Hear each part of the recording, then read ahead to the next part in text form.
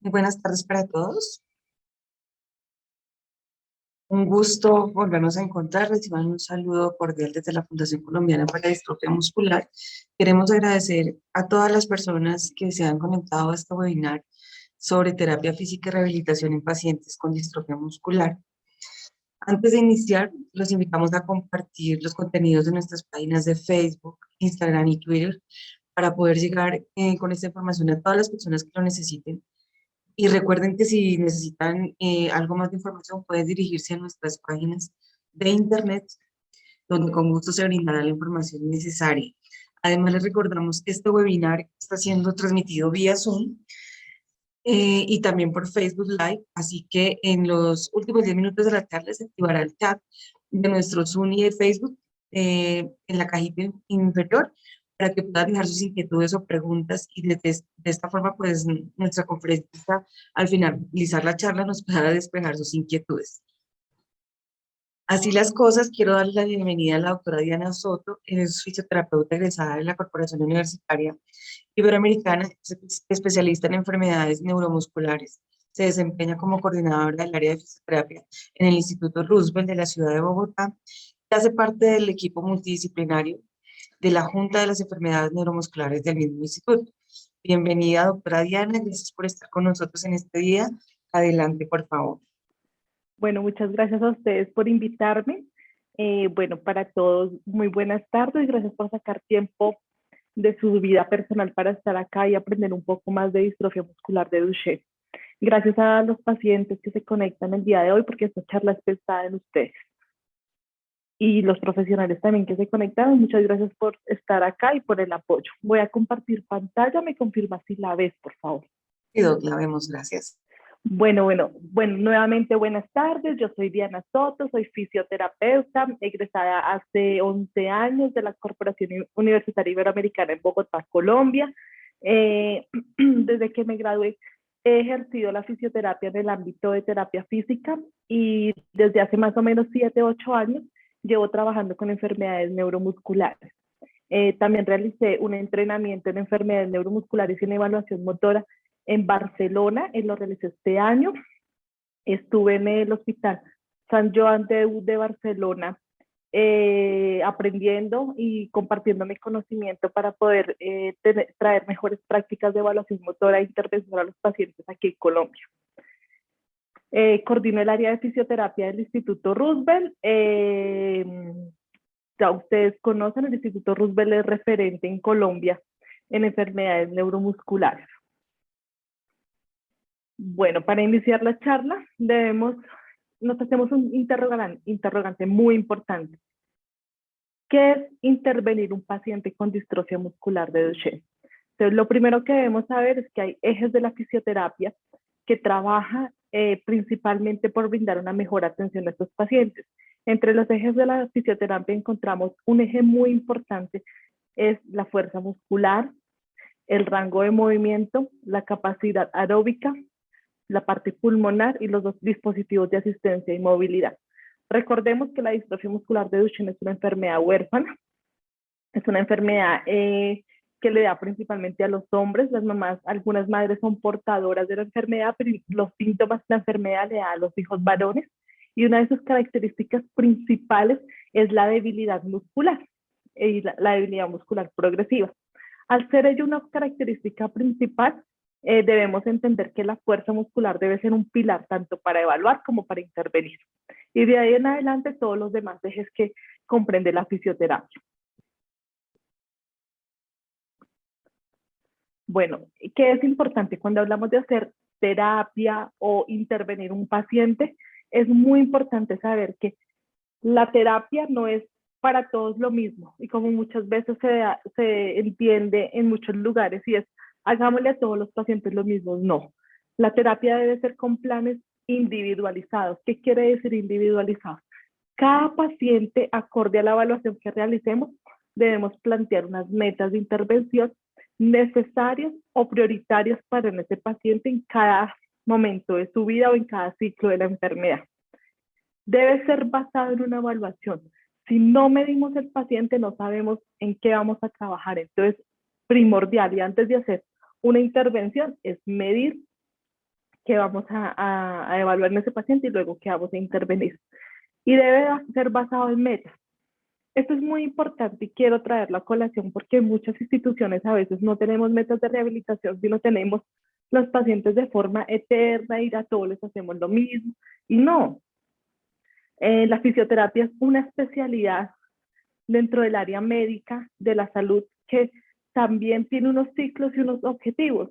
Un paciente con distrofia muscular de Duchenne va a tener unos ciclos de terapia específicos y toda su vida va a estar en terapias, pero por ciclos cortos, no todos los días en terapia y todos los días haciéndole lo mismo, no. Cada ciclo va cumpliendo y vamos cambiando cada ciclo de terapia de acorde a lo que necesite el paciente en ese estado actual de salud en el que se encuentre.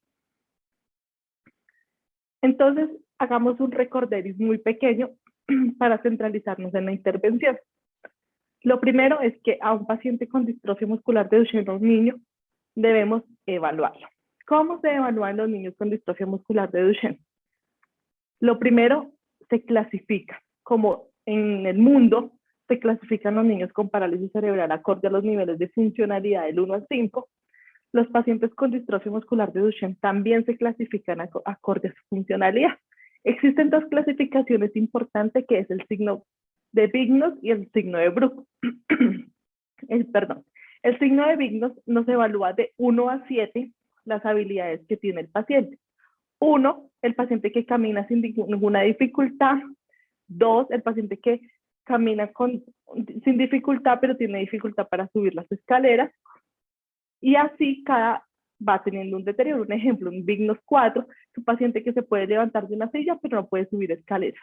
Y un Vignos 7 es un paciente que ya está en silla de ruedas y su método de movilidad es silla de ruedas. El Bruch es la escala de los miembros superiores. El Bruch se califica de 1 a 6. 1, el paciente que puede subir los brazos y tocarse por encima de la cabeza sin ninguna compensación, y también va siendo como gradual. Pasando por un Bruch 3, un ejemplo, que puede coger un vaso de 8 onzas y llevárselo a la boca y beber lleno, hasta un Bruch 6, que es el paciente que no tiene función útil de la mano. ¿Para qué nos sirven estas dos clasificaciones? Primero, porque es un lenguaje universal. Cuando nosotros hablamos, las terapeutas que tratamos con pacientes con enfermedades neuromusculares y Duchenne principalmente, hablamos y nos socializamos en el mundo con otras instituciones. El lenguaje es clasificación funcional de los pacientes. Entonces ya si nosotros nos dicen, tengo un paciente con Duchenne Bruch 5 y Vignos 7, ya sabemos que el paciente está en silla de ruedas. Ya en mi cabeza yo me estoy haciendo un mapeo de cómo está el paciente. Entonces, Vignos 7 está en silla de ruedas y Bruch 5 quiere decir que solo puede escribir y coger monedas.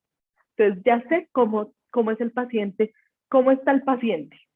Y ya después que lo vea, pues le hago otras escalas. Pero entonces la clasificación es lo primero que debemos hacer y de ahí partir. Cada vez que el paciente va avanzando, va perdiendo las habilidades motoras, que es la historia natural de la enfermedad. Entonces va pasando, como se dice, va pasando de un Bruch 1 a un Bruch 2, después a 3, después a 4. ¿En qué momento pasa de cada Bruch de una escala a otra escala? Eso no se sabe. Eso cada paciente se comporta de una manera diferente. Por eso es importante hacer esta escala de clasificación. Listo. Después de clasificar los pacientes en Vignos y Bruch, debemos saber que existen escalas validadas a nivel mundial para aplicar en pacientes con enfermedad neuromuscular. Muchas veces en la consulta de fisioterapia hacemos mucha evaluación de los síntomas del paciente o de la función del paciente. Si el paciente tiene fuerza, el rango de movimiento, pero nos olvidamos de la actividad y la participación, que es lo más importante de un paciente, y más cuando estamos hablando de niños.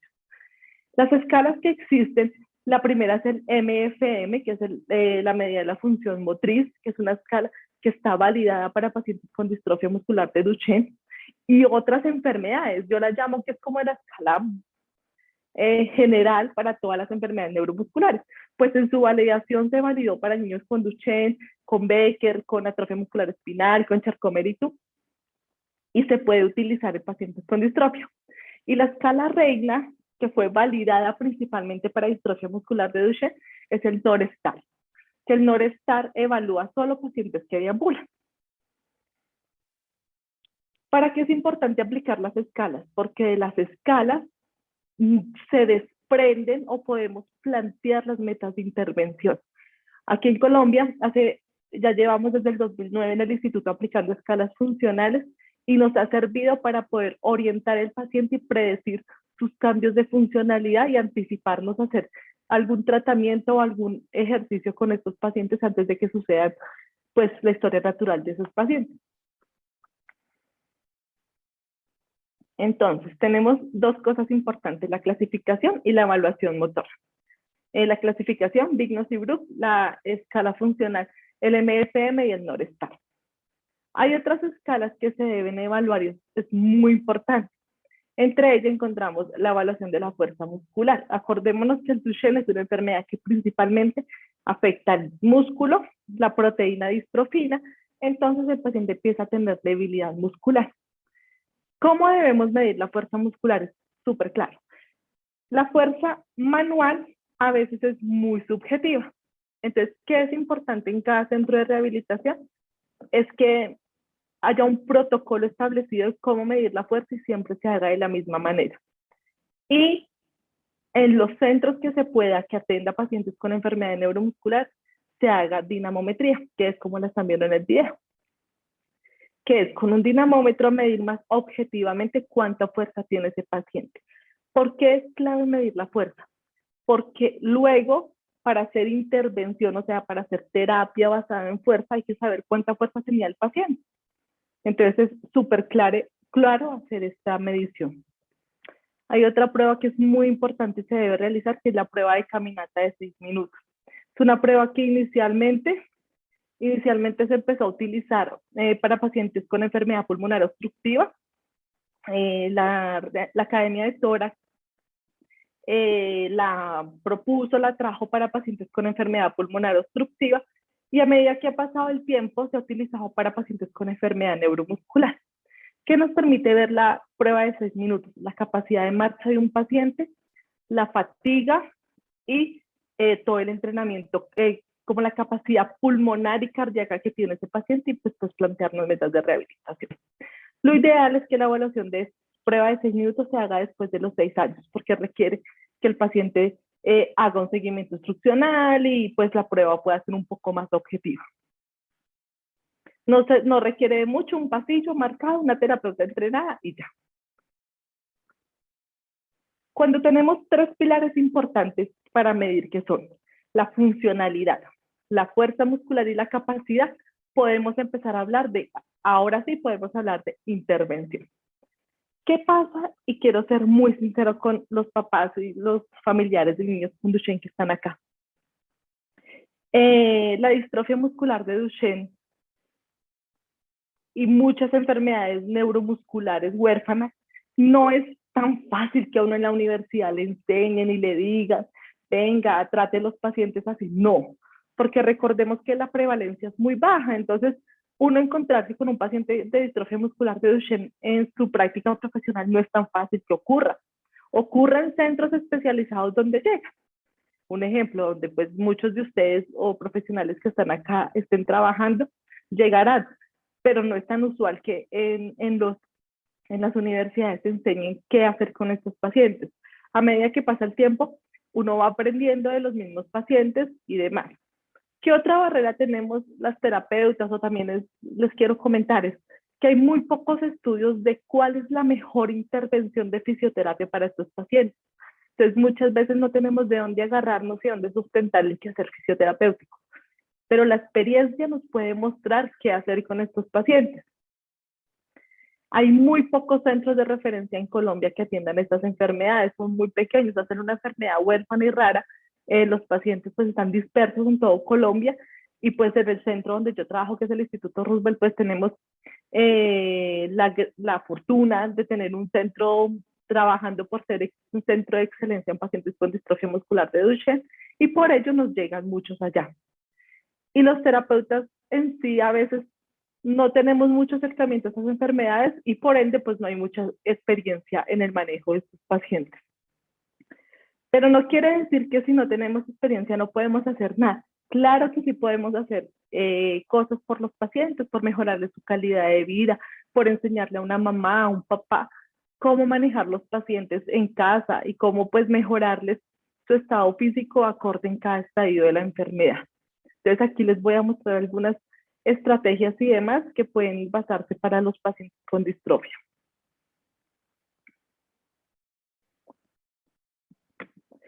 Lo primero es que debemos trabajar es, para traerles esta presentación a ustedes, se realiza una búsqueda exhaustiva de qué hay en la literatura de pacientes con distrofia. Hay mucha literatura que dice no les haga nada, es una enfermedad degenerativa, pero no.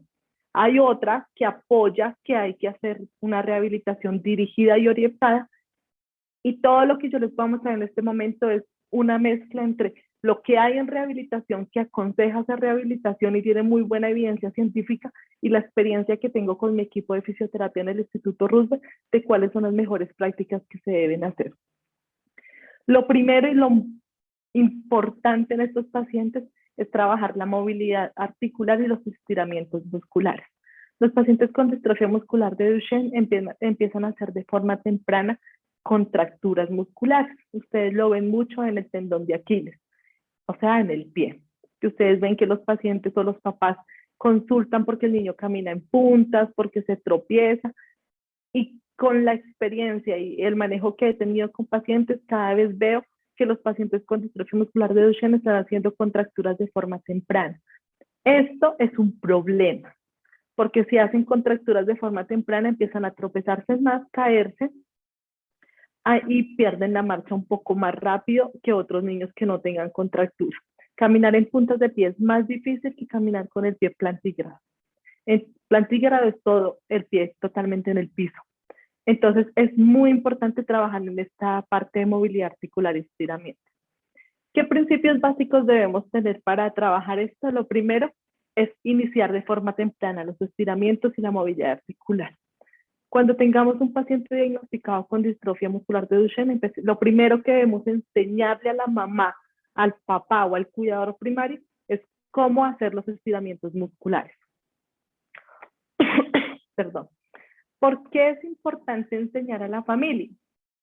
Porque el paciente no puede estar en un centro de rehabilitación toda su vida. El paciente tiene que ir al colegio, tiene que ir a hacer amigos, tiene que ir a reuniones familiares, tiene que ir a la caja de compensación a hacer actividad física. Pero los pacientes no podemos tratarlos como niños enfermos. Los pacientes tienen una condición de movilidad diferente a otros niños y toca enseñarles a hacer unos ejercicios en ciertos momentos de su vida, pero toca dar estrategias de manejo. Y como rehabilitadoras y fisioterapeutas debemos promover que el paciente haga ejercicio, que el paciente vaya al colegio y que tenga su vida lo más normal posible. Entonces, por eso es clave enseñarle a la mamá cómo hacerlo. Pero tengamos un poco de cuidado al hacer los estiramientos, porque algunos pacientes con distrofia muscular de Duchenne y como utilizan corticoides y demás pueden tener riesgo de fracturas, entonces debemos revisar la salud ósea de esos pacientes. No debemos hacer estiramientos exhaustivos o que cansen el paciente o a la fuerza, estiramientos activos, pasivos y demás. Y debemos hacerlo en un ambiente lúdico y amigable del paciente, que el paciente se sienta agradable y quiera hacer los estiramientos, porque hacer estiramientos no es tan agradable, tan bonito, y los pacientes se cansan, les duele y después les da pereza ir a terapia. ¿Qué es lo clave con la movilidad articular?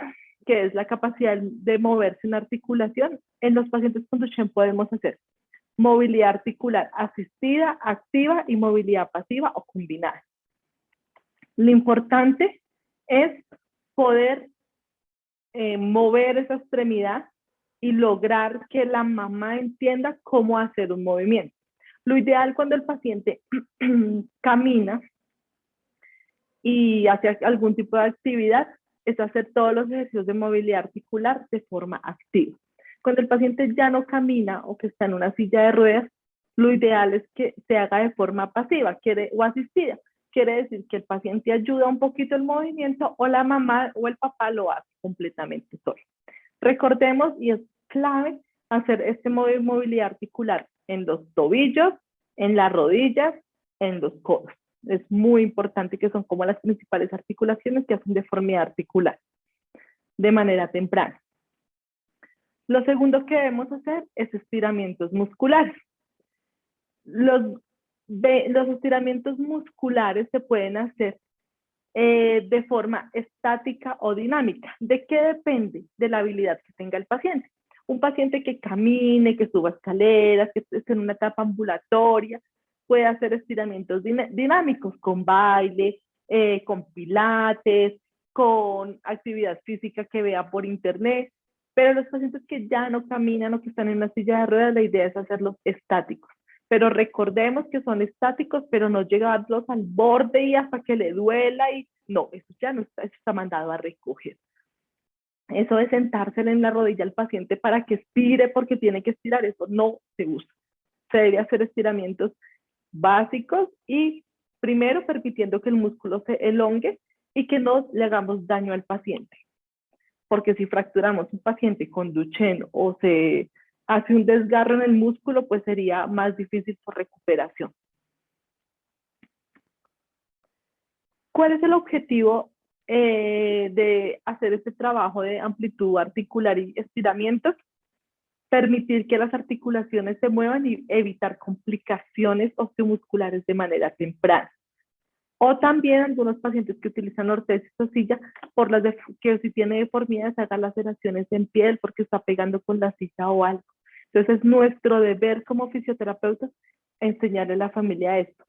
Y es algo claro que les quería contar. A veces la fisioterapeuta es la primera persona que identifica cuando un paciente tiene alguna enfermedad, porque muchas veces pasa que los médicos ortopedistas o rehabilitadores llega un paciente con retraso en el desarrollo, se lo manda a la fisioterapeuta.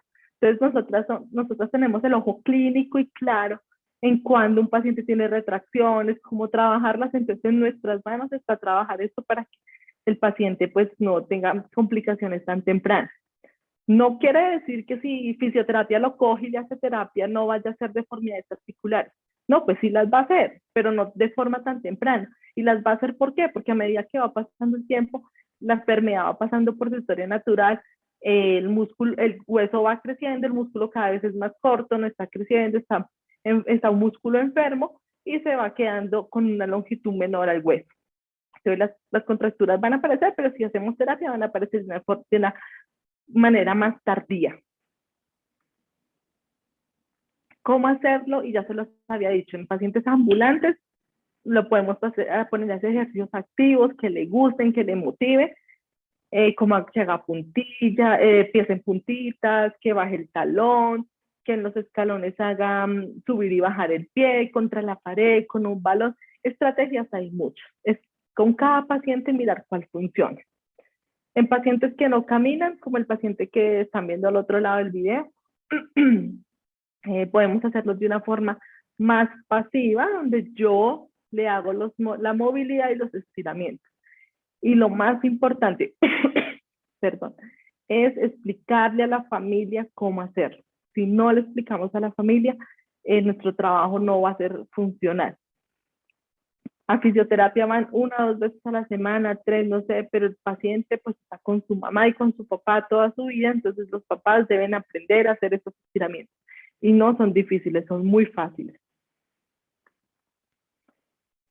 Bueno, la movilidad articular y los estiramientos están indicados en los pacientes ambulatorios de manera temprana. La idea es hacerlos 5 veces a la semana, pero no quiere decir que el paciente va a ir 5 días al hospital para que lo estire. No, lo va a hacer en la casa con una capacitación previa a la mamá, enseñándole cómo hacerlo, o al papá. ¿Qué contraindicaciones? Cuando las contracturas ya están muy grandes. Cuando el brazo de palanca es muy grande y digamos el tobillo está muy contracturado y las rodillas también y toca hacer un brazo de palanca muy grande para moverlo porque podemos fracturar. Y cuando el paciente no tenga estudios de salud ósea, porque si no tiene estudios de salud ósea y está un hueso con osteoporosis, con osteopenia, lo podemos fracturar. Y lastimosamente si se fractura pues es algo muy grave y pues por hacer un estiramiento sin tener en cuenta los estudios de salud ósea. Es súper claro. Bueno, pasamos al segundo pilar importante en los pacientes con Duchenne, es la fuerza muscular.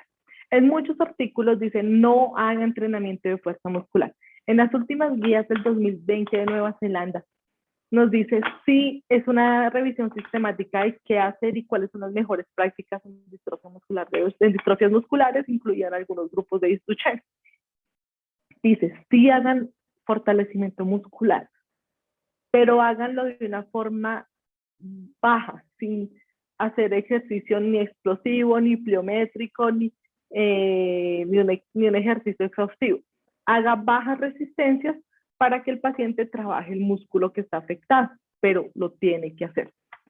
¿Qué nos recomiendan las guías y la experiencia? Que el entrenamiento de fuerza muscular se debe empezar a partir de los 7 años y más o menos hasta los 12 o 14 años se hace un entrenamiento muscular activo donde el paciente lo haga.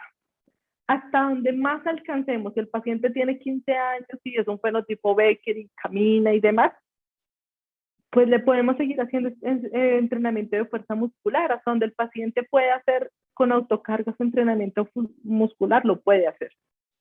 Debemos nuevamente enseñarle a la familia a realizar. Debemos enseñarle a la familia a hacer el estiramiento y darle las herramientas básicas de cómo realizarlo. La prescripción del entrenamiento de fuerza debe ser basada en una evaluación. Esto es claro.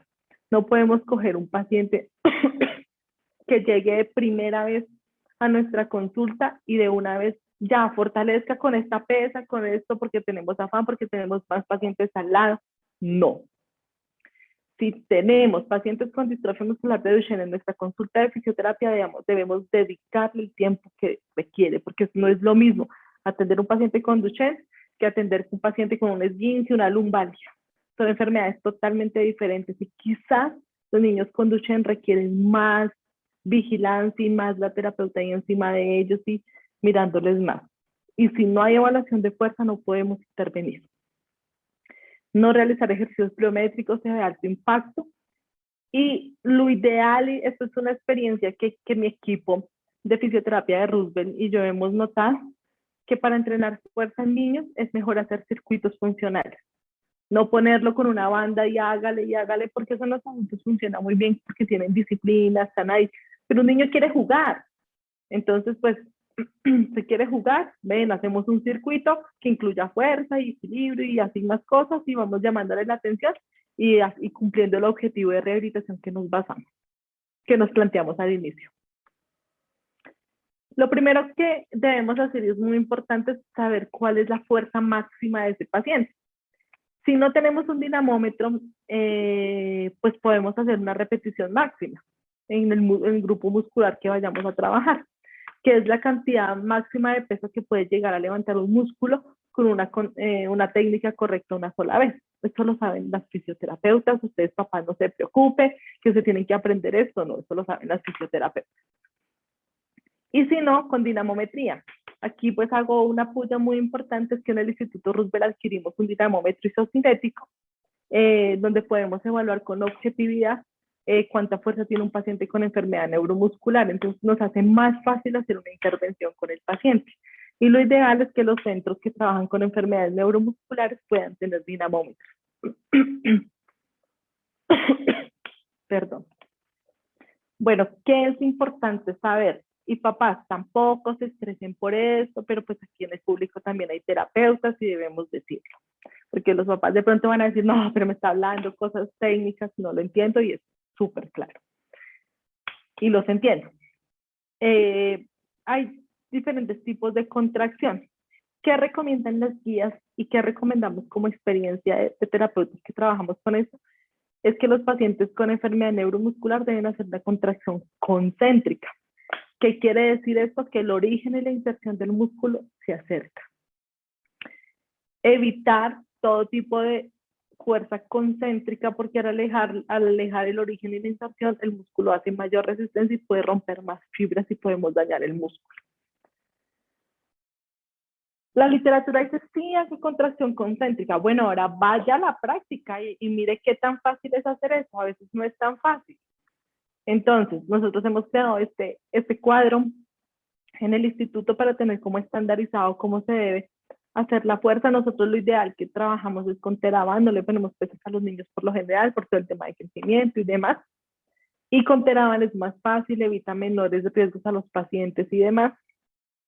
Es barato, se puede conseguir, y el Teraban pues es una manera muy segura para trabajar con pacientes. ¿Qué tipo de contracción se debe trabajar? Concéntrica. ¿Qué tipo de fuerza de resistencia?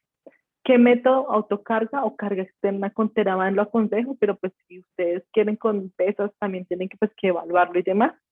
La progresión debe ser gradual.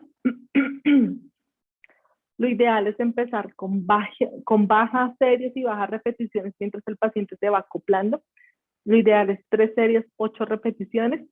El tiempo es por 12 semanas y lo importante en estos pacientes es trabajar el 30, máximo el 40% del RM máximo o de la fuerza máxima del paciente.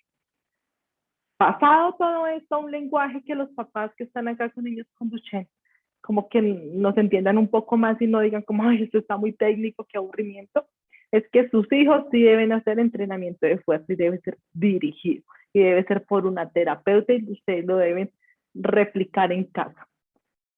Esto de cuántas repeticiones y demás, nosotras mismas lo sacamos pues, con nuestra experiencia y se lo vamos a decir a ustedes cómo va a ser. Pero sí se debe hacer entrenamiento de fuerza muscular.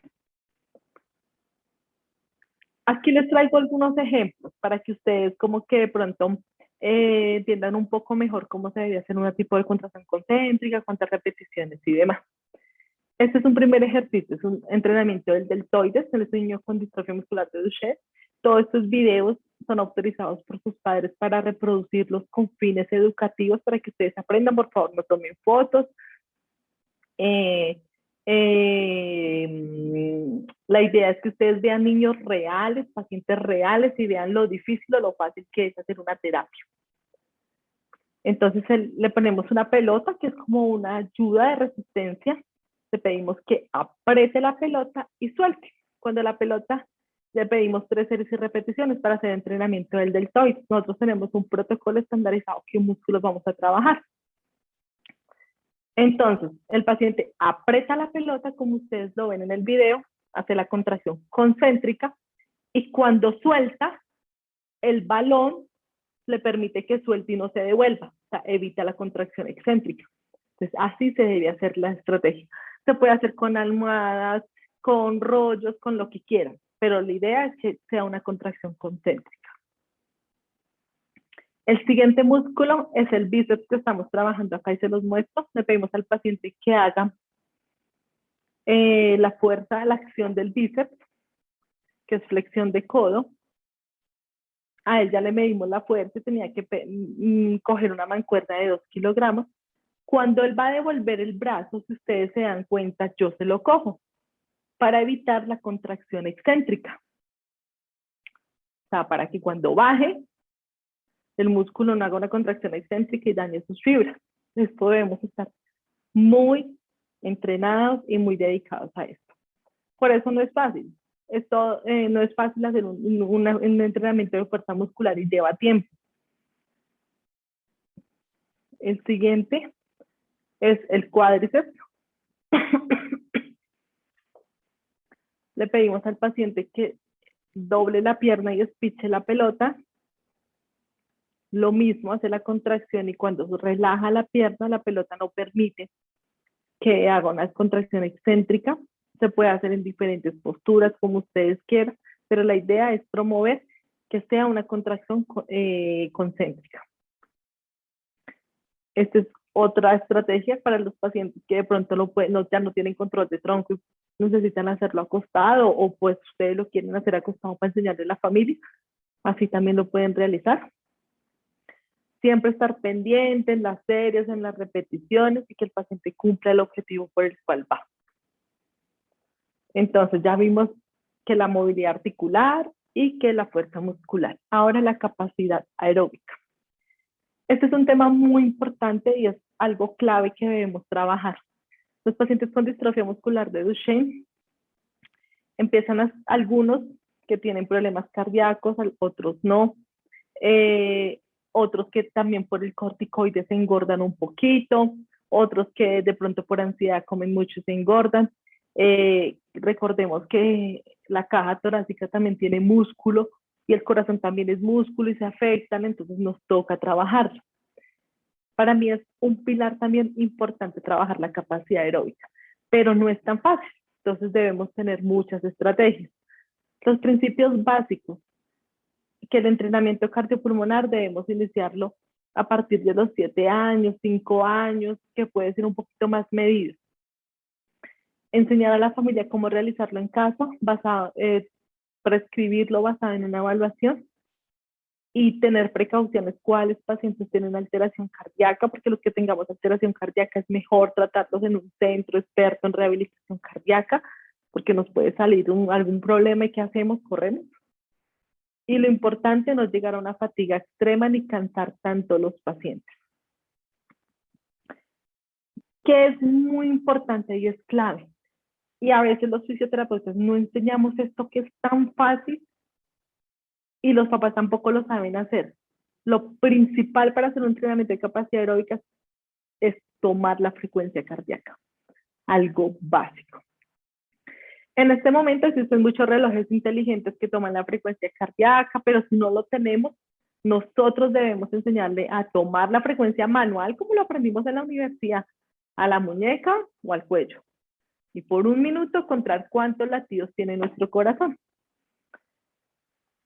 Es importante mirar cuántos latidos hay para poder sacar el porcentaje de trabajo, o sea, a cuánto queremos que nuestro corazón trabaje y sepamos que está haciendo una actividad física. Perdón. Entonces, para esto es importante tener claro la fórmula de Tanaka. Hay varias formas de Tanaka, la modificada, la otra, la que ustedes elijan está bien. Nosotros utilizamos en el instituto la básica 220 menos la A y también utilizamos la otra que es la modificada 208.75 menos la A por 0.73. Entonces, papás y mamás que están conectados. Aprendemos a tomar la frecuencia cardíaca en la muñeca o acá. ¿Cuántas pulsaciones hace el corazón en un minuto? Cronómetro y vamos tocando. O compramos un reloj inteligente, no tiene que ser el último modelo, no el básico.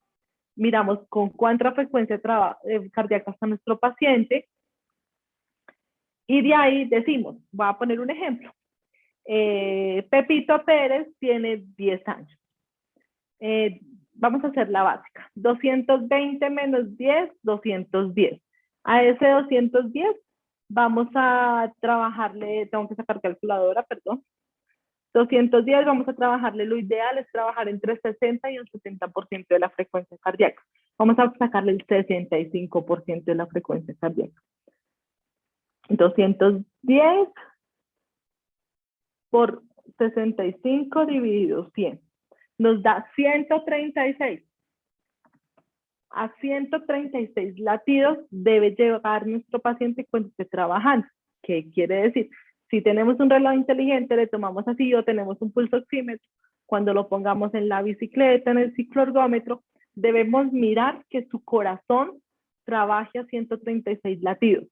Si no trabaja a 136, pues no estamos haciendo entrenamiento de capacidad aeróbica. Tenemos que reevaluar la estrategia o mirar qué otra actividad hace que el paciente aumente su frecuencia cardíaca. Si se pasa 150, 160, pues no, porque lo estamos esforzando mucho. Tenemos que bajarle la intensidad.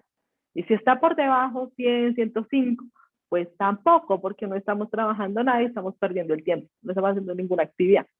Entonces, esto es básico, pero es importante, para mí es lo más importante, que el mensaje más importante que se deben llevar hoy. Ya hay dispositivos móviles que tú cargas en el bolsillo y puedes pegarlo a la mano y mirar la frecuencia cardíaca y demás.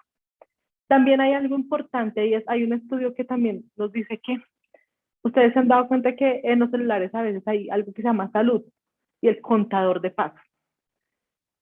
También le podemos decir a los papás de niños con Duchenne, que es los que tienen celular, pues ya casi todo el mundo tiene celular, que pongamos cuántos pasos hacen el día. Y para un paciente no ser sedentario debe hacer más de 5,000 pasos al día. Entonces también podemos ponerle. la frecuencia cardíaca más el contador de pasos para que el paciente tenga una actividad física diaria bien regular.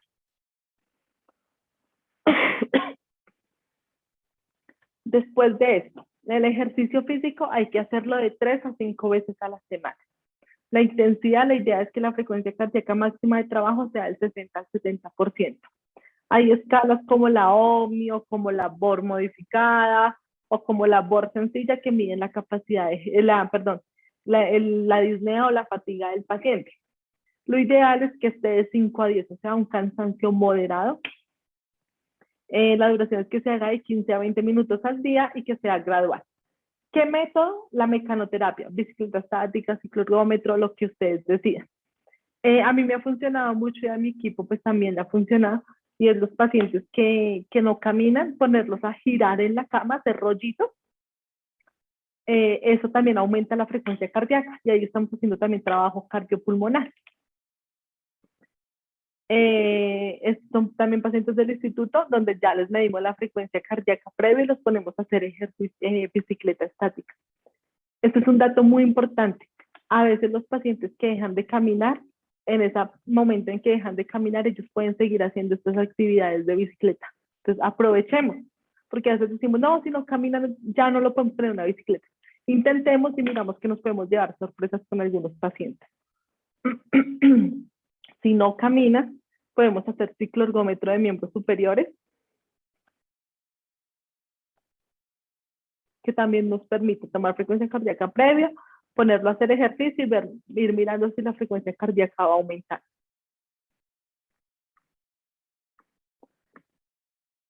Esta es otra estrategia. Ellos son hermanos, muy queridos y conocidos por el instituto y por la fundación, que no caminan, pero hacen ejercicios de capacidad aeróbica.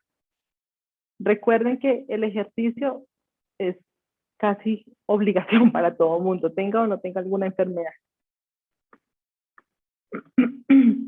Otro dato importante, el ejercicio acuático. La hidroterapia, como ustedes han escuchado, hidroterapia, que es terapia en el agua, pero a mí me gusta más el término, o lo denominamos ejercicio acuático, que es hacer ejercicio dentro de una piscina, porque a veces la hidroterapia tiene técnicas de relajación y demás, pero no en los pacientes con Duchenne. Lo que vamos a hacer es ejercicio físico dentro del agua, coger esas propiedades del agua y permitir que el paciente se sumerja, haga burbujas, mantenga la respiración debajo del agua para trabajar la capacidad aeróbica, camine en una piscina, con un espagueti pueda flotar, pueda desplazarse a hacer fuerza muscular. Aparte es un espacio dinámico, lúdico, donde los pacientes van a disfrutar un poco más la piscina. Cuando el paciente ya de pronto no tiene tanta habilidad en las manos o tiene un BRUS de 6 o 5, es un poquito difícil ingresar los pacientes porque toca tenerlo cargado y pues no se va a cumplir el ejercicio acuático como tal. Entonces lo ideal es aprovecharlo desde el diagnóstico hasta lo que más podamos hacer ejercicio acuático en los pacientes. No quiere decir que toda la vida va a estar en hidroterapia, no, va a ser hidroterapia para que la terapeuta le enseñe, pero después con papá, con mamá, va a ir a la piscina de la Caja Compensación, va a ir a Melgar, Girardot, alguna ciudad, a hacer sus ejercicios dentro del agua. Algo muy importante es el manejo ventilatorio también. El manejo ventilatorio a veces es un poquito difícil. Entonces yo siempre les recuerdo a mis pacientes que veo en el instituto, es el manejo del Trishol IMT. Es un aparatico parecido al incentivo respiratorio. Aquí lo van a ver. Es este aparatico que es blanquito que ven acá, que el Danilo lo tiene y algunos de los pacientes lo tienen y la fundación regaló algunos. Y es para hacer ejercicios pulmonares, porque se llama IMT porque es como un incentivo, digámoslo así, pero un poquito más avanzado, y trabaja la fuerza de los músculos respiratorios. Este es el ejemplo de cómo se realiza.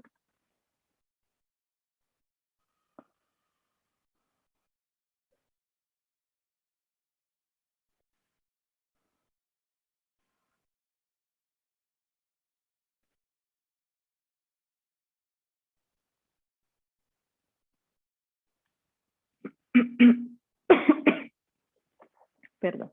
Entonces, el aparato, ¿cómo se hace? Les voy a dar la explicación. Como un incentivo, metes la boquilla. Aquí ustedes están viendo en la foto que quedó, en el video quedó paralizado, como una rayita. Eso es la resistencia. Lo ideal es que el paciente tenga un pin y un pen para sacar el porcentaje, pero si no tiene pin y pen, pues se empieza a trabajar desde lo básico. Lo básico es 9. Se cuadra el threshold que quede en 9, la boquilla se mete en la boca y se le pide al paciente que tome aire y bote. Cuando el paciente toma el aire y bote, siente una resistencia. Se tiene que hacer fuerza en los músculos respiratorios para sacar el aire y para tomarlo. Entonces, ¿qué es importante? Entrenar eso a los papás para hacerlo en casa. No necesita una terapeuta que esté o un hospital yendo, porque esto lo puede hacer en su casa. Es muy importante que lo tengan los pacientes con enfermedades neuromusculares, no solo Duchenne, todos. Otro tema importante es el entrenamiento de la respiración. Enseñarle al paciente a respirar, técnicas de respiración. Son cosas básicas de terapia respiratoria, acompañado de técnicas de ventilación mecánica, de ventilación respiratoria. Insuflar, soltar, respiración abdominal, respiración costodiafragmática, enseñarle al paciente acostado cómo puede ayudar a insuflar los pulmones y a expulsar el aire. Cuando los pacientes tienen movilidad, ellos mismos pueden hacerlo, y si no, los papás deben ayudar. Entonces, es básico porque los pacientes cuando dejan de caminar empiezan a hacer complicaciones respiratorias. Entonces, si los entrenamos desde antes, disminuimos el riesgo de que haga más tempranamente complicaciones respiratorias. Hacer todos los ejercicios que a uno le aconsejen en la casa. Soplar, hacer burbujas, burbujero, de todo. El manejo del BiPAP de forma temprana también es súper importante, saber cómo manejar presiones, la ventilación y demás. Cuando el neumólogo no lo aconseje, los terapeutas debemos enseñar al paciente cómo manejarlo, cómo colocárselo, cuántas horas, cómo tolerarlo y demás, porque eso nos va a permitir tener mejor ventilación, oxigenación, dormir mejor. Usos de dispositivos, es importante en el momento que el paciente lo requiera prescribir la silla de ruedas. Este es un paciente con Duchenne que le prescribimos una silla de ruedas, estaba feliz porque ya podía ir al colegio y participar, ir al centro comercial y darse una vuelta solo sin que la mamá lo esté empujando y trayendo. Aquí le estamos enseñando a aprenderla.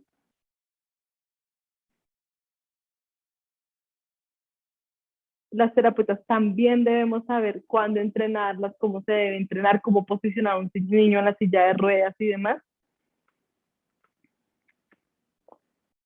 Y ya para terminar y cumplir el tiempo, porque me extendí mucho, porque es un tema que pues me apasiona, me gusta mucho, para recordar y llevarse a la casa, el ejercicio es la base de la rehabilitación.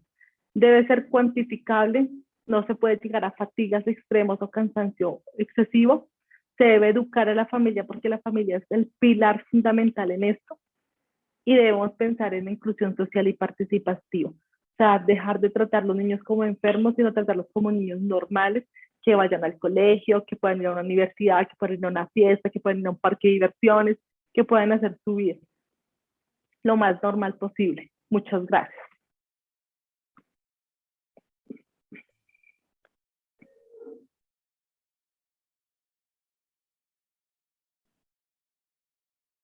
Mil gracias por su intervención, doctora. Es de vital importancia y nos deja mucho más claro el tema de lo que es realmente la rehabilitación en nuestros pacientes. Y entendemos realmente su trabajo y lo valoramos siempre agradeciendo su importante apoyo con nosotros, la Fundación y con todos nuestros pacientes que también nos apoyas mucho. Mil gracias, doctor. Tenemos Muchas unas gracias. preguntitas pequeñitas que nos hacen. Qué pena, voy a leer una de ellas. Dice, buenas tardes, mi hijo tiene 25 años y padece distrofia muscular de Emery-Dreifuss y ya no camina. ¿Estas terapias físicas serían las mismas para todos los pacientes con distrofias? No, no es lo mismo. Pues los ejes son los mismos, la parte ventilatoria, la parte de fuerza, Lo que pasa es que los pacientes con distrofia con Emery-Dreifuss, lo primero que hacen son contracturas musculares y ellos tienen problemas cardíacos. Entonces, la rehabilitación debe ser más centrada a las necesidades de cada paciente. Entonces, un ejemplo, la capacidad aeróbica toca trabajarla con mayor precaución, pues por el riesgo cardíaco que ellos tienen. Y en este caso, en este tipo de distrofia, los estiramientos y la movilidad articular se hacen aún más necesarios porque las contracturas aparecen de forma temprana. Lo ideal es que siempre antes de hacer rehabilitación vayas donde una fisioterapeuta entrenada que pueda explicarte cuál es la mejor terapia para tu hijo. Ok, muchísimas gracias, Doc. La segunda pregunta dice, buenas tardes, ¿se le puede dar el mismo manejo, bueno, es muy parecida en cuanto a terapia física a un paciente con atrofia muscular espinal tipo 1 y 3? Es Ok, diferente también, ¿cierto? bueno, no. Recordemos que, bueno, en atrofia muscular espinal es una enfermedad un poco diferente a la distrofia muscular de Duchenne, pero comparten cosas, es huérfana, afecta a los músculos, también es discapacitante y es progresiva. Pero los pacientes con atrofia muscular espinal tienen diferentes como comportamientos, síntomas.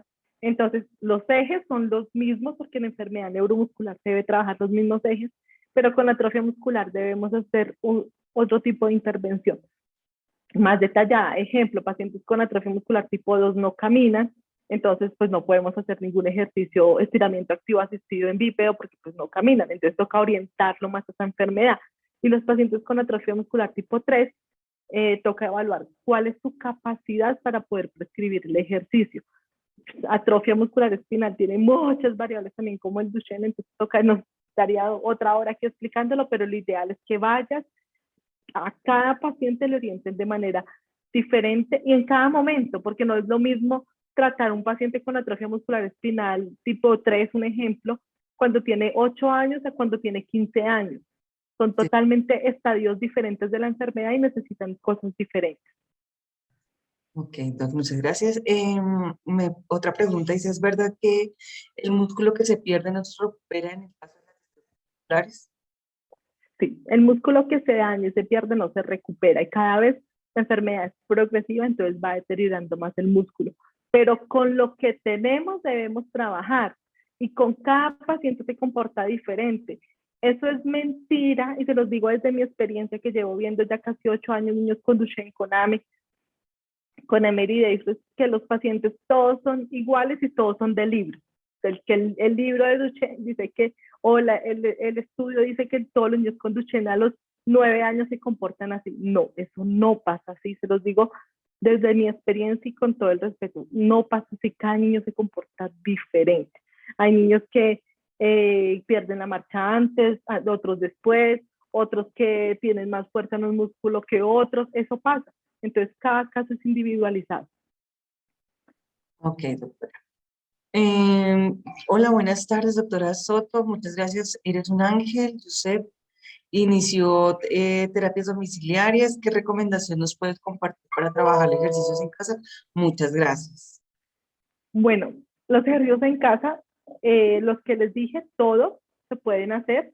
Hay una cartilla que diseñé conjunto con la Fundación de Distrofia Muscular de Duchenne, la cual de pronto no sé si ahorita les podemos compartir el link o Lina se las puede hacer llegar a algunos pacientes que no la tengan. Es una cartilla con ejercicios básicos para hacer en casa. En casa se debe trabajar movilidad articular, ejercicios respiratorios, ponerlos a caminar, comprarles un triciclo, todo lo que les hablé hoy se puede hacer en casa, teniendo obviamente pues los elementos, pues no una bicicleta estática porque tampoco pues la tienen que salir ya a comprar, todo eso tampoco. Con lo que tenemos debemos acoplarla. Correcto. Bueno, hay otra pregunta, sí, dice, quisiera aprender a hacer los estiramientos como los debo realizar, pero pues también lo podemos apoyar con la cartilla que tenemos y vamos a compartir entonces en un momento. La última pregunta es, a mi hijo de 6 años le dieron diagnóstico de distrofia muscular de Duchenne. ¿Cuáles son los ejercicios más importantes en esta etapa de la enfermedad? Eh, ¿Respondemos a pregunta o lo mismo nos basamos en la cartilla? Sí, Listo, esas son todas las preguntas y bueno, muchísimas gracias, doctora Diana, por estar con nosotros. Ya pues vamos a hacer, a continuar con el cierre ya de la reunión. Muchísimas gracias por esta importante charla, por hacernos más claro la situación de nuestros pacientes y de nuestra enfermedad que nos atañe. De esta forma hemos llegado pues a la parte final de nuestro webinar y queremos agradecer profundamente a usted, doctora, por habernos acompañado en esta tarde y también a todos los participantes que se conectan con nosotros. Gracias a todos y pues nos vemos en un próximo encuentro. Feliz tarde para todos. Bendiciones. Muchas gracias, adiós. Gracias, mi doctora. Dios la bendiga.